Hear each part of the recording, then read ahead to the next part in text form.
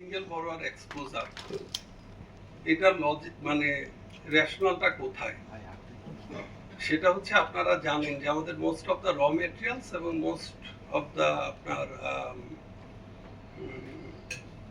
Import, আমাদের raw materials mostly আমাদের import করতে হয়। আমাদের কারেন্সি আপনার ডেপ্রিসিয়েটেড হয়েছে প্রায় 40% মতো। At the same time internationally কিন্তু র মেটেরিয়ালের প্রাইসও আবার একটু বেড়ে গেছে।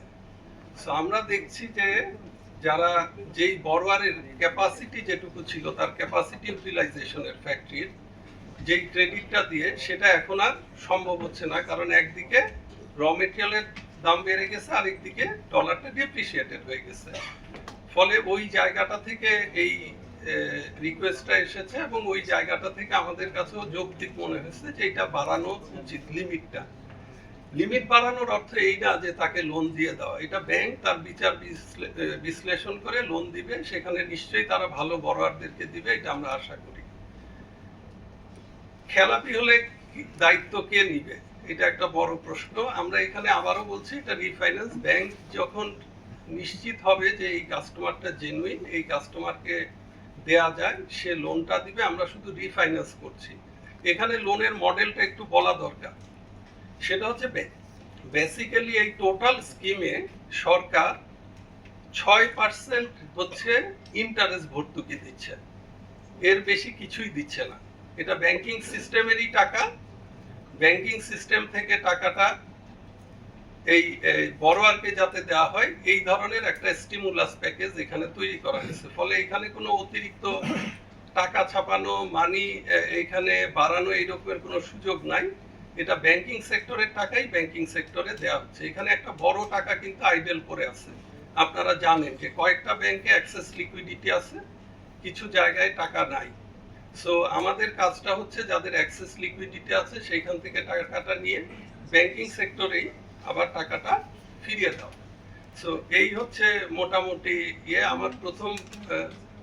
আরেকটা যেটা ছিল কোভিডের সময় যেটা হয়েছে, ডেফিনেটলি কোভিডের ওই সময়ের যেই অভিজ্ঞতা আমার সহকর্মীরা নিশ্চয়ই সেটা তাদের মাথায় আছে, এবং আপনারা সার্কুলারগুলো যখন ইস্যু হবে আপনারা দেখতে পারবেন যে ওইগুলোর মানে যতগুলো আমাদের জ্ঞাতসারে কারণ আছে এগুলোকে অ্যাড্রেস করা হয়েছে। Thank you sir. আমি রিদওয়ানুলের কাছে একটা অনুরোধ করব, রেগুলেটর হিসাবে আমার ডে ওয়ানে যে অবস্থান, আজকে অবস্থান চেঞ্জ হয় নাই।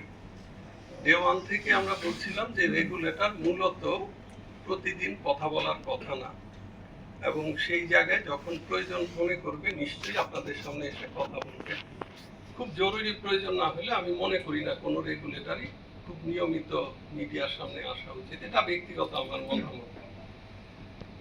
যেই কথাগুলো বললেন যে রিকভারির কথা, এনপিএল এর কথা, আমরা এমন একটা সিচুয়েশনে আসছি যখন 5 লাখ কোটি টাকা চুরি হয়ে গেছে, ব্যাংকিং সিস্টেমের 1/3 টাকাই নাই। এগুলো আসলে এনপিএল বলছি আমরা সফিস্টিকেটেড হইতে, এর একটা বড় অংশ কিন্তু আসলে চুরি হয়ে যাওয়া টাকা, এর এগেইনস্টে প্রপার কোনো অ্যাসেট নাই।